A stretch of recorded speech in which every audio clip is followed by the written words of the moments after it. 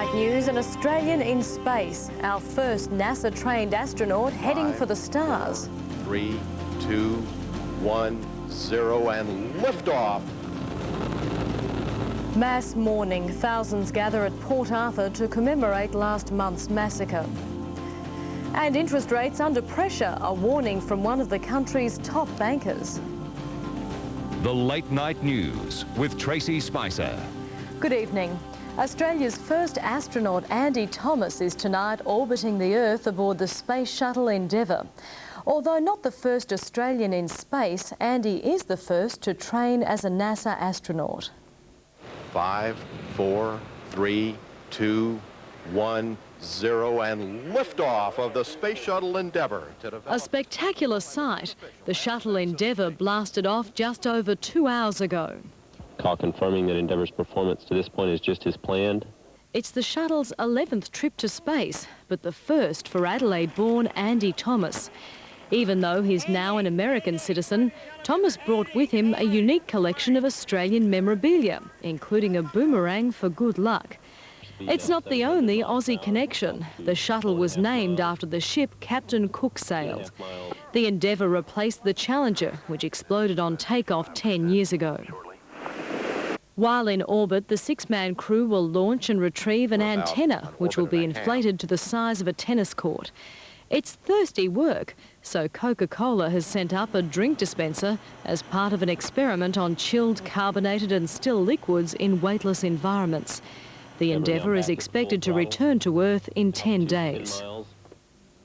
Eddie Meyer joins us now from the Kennedy Space Centre at Cape Canaveral. Eddie, what was the feeling like at liftoff? How was Andy Thomas?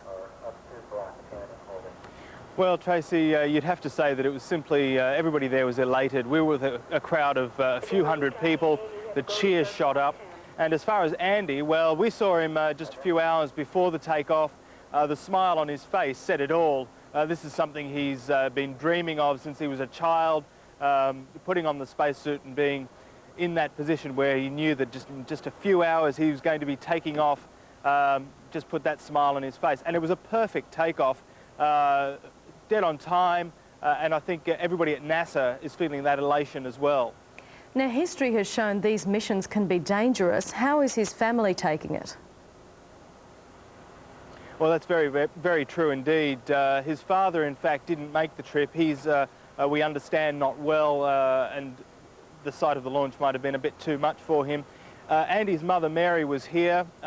She didn't want to speak to anybody, and she doesn't want to speak to anybody until the shuttle has landed in 10 days' time, obviously waiting until everything's all well before giving her emotions. So there is a bit of caution on the side of his family, certainly until this mission is over. Thanks, Eddie Meyer. The historic site of the Port Arthur penal settlement was again enveloped in grief today, as thousands mourned the victims of last month's massacre. They were urged to help each other in the struggle back to normal life.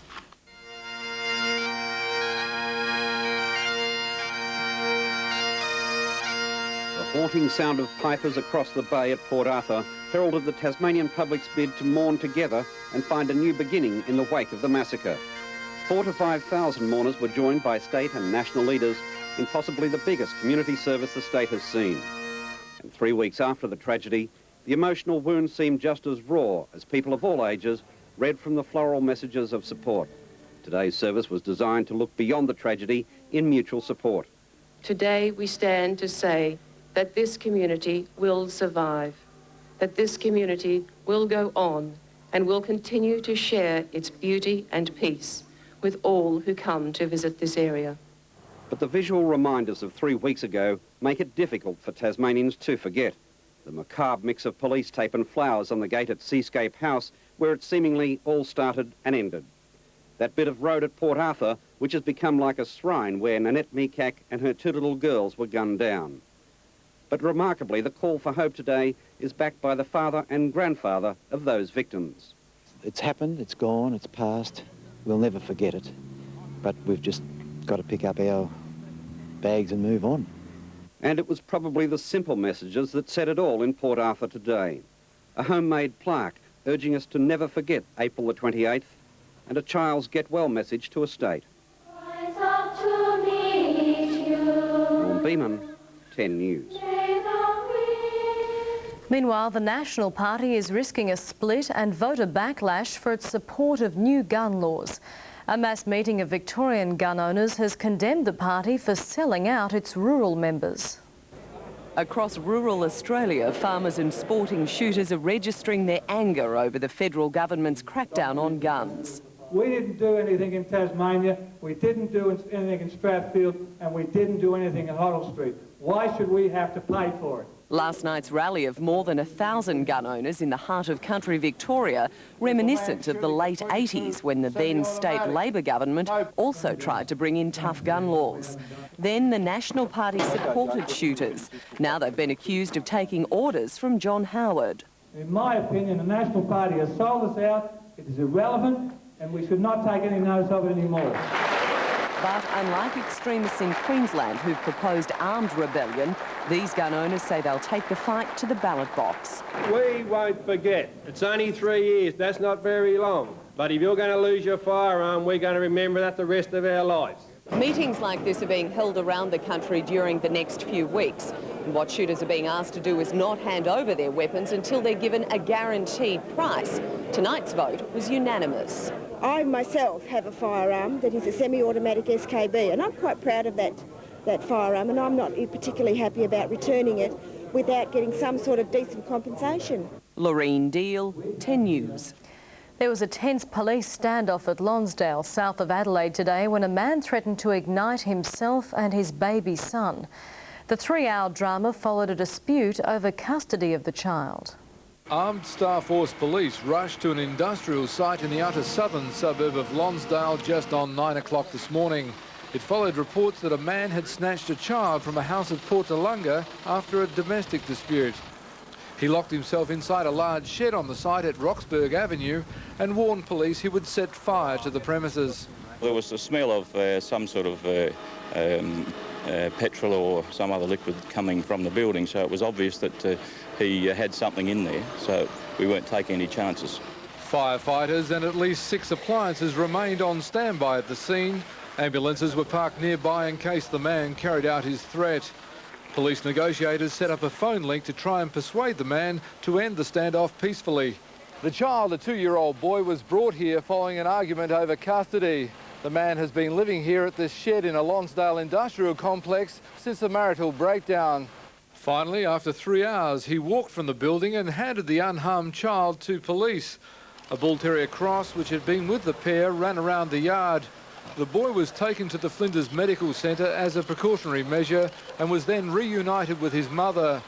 A man aged 30 was taken to the Christies Beach Police Station and later charged with endangering life and assault. Rick Teague, 10 News. Prime Minister John Howard today promised policies to bring down interest rates. That's despite claims from one of Australia's biggest banks that rates will not fall this year and are more likely to go up.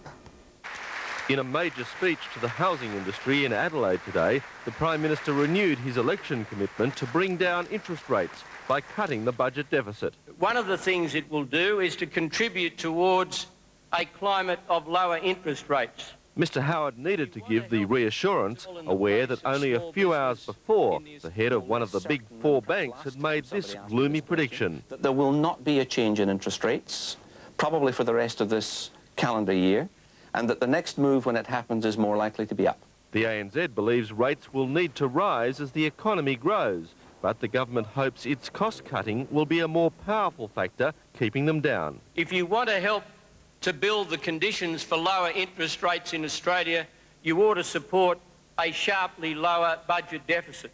The Prime Minister also announced that the massive changes to Australia's industrial laws will be introduced in the parliamentary session beginning tomorrow.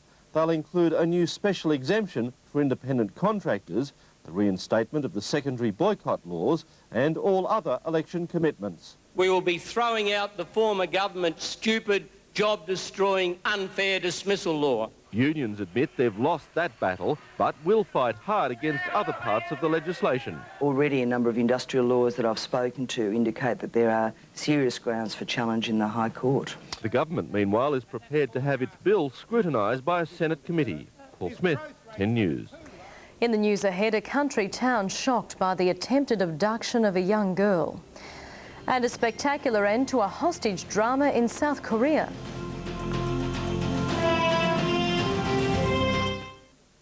A small country Victorian town is in shock tonight after a 9-year-old girl was snatched from her bed by a masked man this morning. She was dragged screaming down the street before a neighbour came to help. I went straight to the girl and I didn't let her go. Neighbour Linda Oliver saved the 9-year-old girl from her terrifying early morning ordeal. She just wanted to hang on to me. Woken by the girl's desperate screams, she ran outside to see a man dragging the schoolgirl down their quiet country street, scaring away the attacker. Police sealed off the area, a school dress found dumped 500 metres away. There's a similar dress to what the girl had, her school uniform, and we've got to try and ascertain whether it did belong to her. The youngster was forced from her bedroom before 6 a.m. while her brother and parents slept.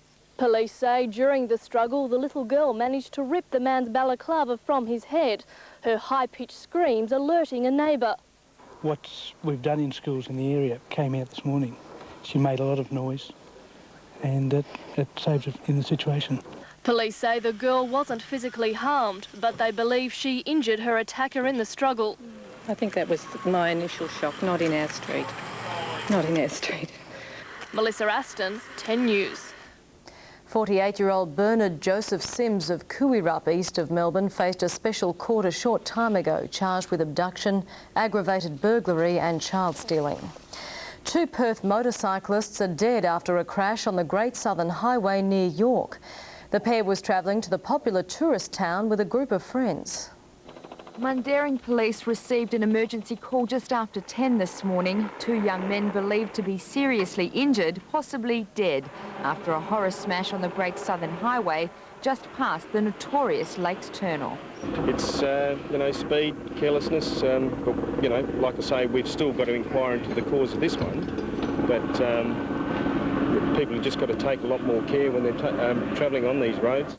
Police say the pair pulled out to overtake on their way to York. This 4-wheel drive coming in the other direction hit the first motorbike head-on, which collided with the second. Both men were killed instantly. To make things worse, the young men's deaths were witnessed by 4 friends who were riding bikes behind them. The group is devastated. When anyone dies, it is distressing, and when you see it in this sort of situation, it doesn't play on you, but it does affect you sometimes. From Willetton and Riverton, the dead men were both in their early 20s. Lisa Fairclough, 10 News. In Turkey, a man upset about military cooperation with Israel pointed a gun at the Turkish president today, but bodyguards tackled him and the president escaped unharmed. A Turkish journalist and a policeman were slightly injured when the gun went off during the scuffle. Bosnian Serb President Radovan Karadzic is stepping aside from most duties. A familiar figure during the Bosnian conflict and charged with war crimes, he's been embroiled in a power struggle over the peacetime Bosnian Serb leadership. Israel has arrested an Islamic militant alleged to have orchestrated 3 suicide bombings which killed 45 people.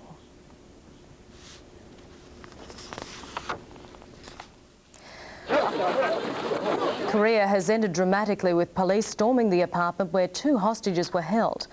The rescuers arrested 1 man, but not before a 20-year-old man was killed and a woman injured. The South Korean Special Forces were ready outside the apartment building, waiting for police to lure the suspect to the flat's balcony. Tear gas was fired into the room as police abseiled down the building and entered the apartment. 1 hostage was killed, a second suffered stab wounds. It's understood the 31-year-old man had entered the building to speak to his former girlfriend. A prototype reusable rocket, intended as a forerunner of the US Space Shuttle's eventual replacement, has briefly burst into flames after completing its first flight. The 12.6-metre rocket soared 240 metres into the air, moving sideways before descending back to the launch pad. After touchdown, though, the bullet-shaped rocket was covered in flames. The rocket had hovered above the pad for longer than expected, heat igniting paint on the craft's surface. Damage was confined to a small blackened area on the hull. Coming up next, an historic cannon misfires, injuring 3 people. And in sports tonight, Adelaide jumps to number 2 on the AFL ladder.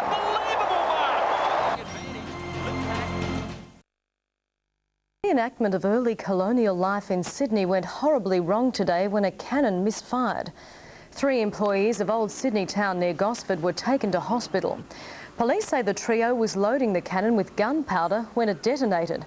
One suffered serious injuries to his face and body, the others had minor injuries. Sydney took another step in its preparations for the 2000 Games today, just as in Atlanta a massive crowd filled their Olympic Stadium for its official opening. 62 days until the Games and the stadium is ready to go. Vice President Al Gore declared the $232 million venue officially open. For a few glorious weeks this summer, this stadium will be the center of the world and home to the entire world. And as the hype increases in Atlanta, Sydney's planners have taken another step towards 2000. Today, the New South Wales government revealed plans for an indoor sports arena. This, the multi-use arena, the entertainment centre of the West, if you like, is the last of the really big building blocks for the Olympics. The centre will be built at the Homebush Olympic site as the venue for gymnastics and the handball and volleyball finals. It will seat 15,000 people, 1.5 times more than the entertainment centre, and after the Games will give Sydney its second major venue for international acts. Whoever wins the contract will top up the government's $130 million contribution. In return, they'll manage Western Sydney's new entertainment arena after the Games. Josie McRae, 10 News. Thousands of people have marched through Sydney tonight, taking part in the Candlelight AIDS Memorial Procession. The procession wound its way through Darlinghurst, people carrying candles to remember those who have died from AIDS. Similar marches were held in cities right across the country. If you're at home today, it's possible you were interrupted by a friendly visit. Tens of thousands of collectors were out in New South Wales and Victoria seeking donations for the Salvo's Red Shield appeal. Oh, there's plenty of doors in Sydney to knock. We're hoping to knock on every single one of them. The Salvos are expected to raise more than $8 million. If you'd like to give a donation. We were able to do that because of the generosity of the people of Australia. Collections will continue next Sunday in South Australia and in Brisbane on the 2nd of June. Still to come, tomorrow's weather outlook and sports tonight with Bill Woods. Yes, Tracey, next up all today's football highlights, basketball, motor racing and how to destroy $250,000 worth of motor car in just a couple of seconds.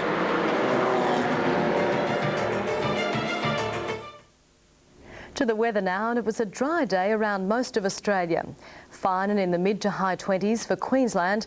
It was a cloudy day in Sydney, Hobart and Canberra, and there was a little bit of rain in Melbourne. It was a fine day in Adelaide and in the west, and a cloudy one in the centre. On the satellite photo, again some cloud, but it's isolated to the southern half of the continent. On the chart, a large high dominates the weather picture for most of the nation, fending off a number of cold fronts. Tomorrow, a largely fine day for most of Queensland, the chance of a storm in Sydney, and also a shower in Canberra. Showers are expected for Melbourne.